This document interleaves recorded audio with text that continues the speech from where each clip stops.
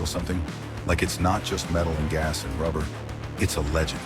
That's the 1970 Shelby GT500. And today, when we're telling its story, this is not just a Mustang. This is the last of the Shelby Mustangs, the swan song. Born from a time when Carroll Shelby still had his hands in the game. But barely.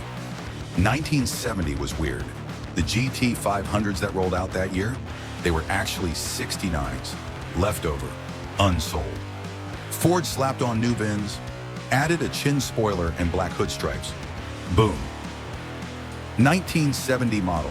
So technically, this is a ghost, a shadow from the year before, a car that shouldn't even exist.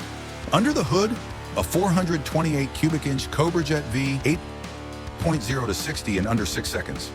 Back when seatbelts were optional and traction control was your right foot.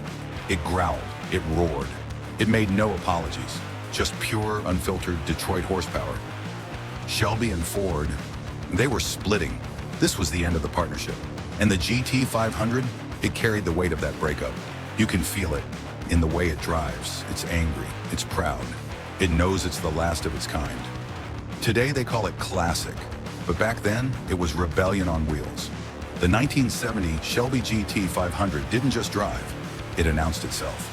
Loud, defiant, American. If you've got gasoline in your blood and history in your heart, this isn't just a car, it's a goodbye letter from Shelby to the world. And man, what a way to say goodbye.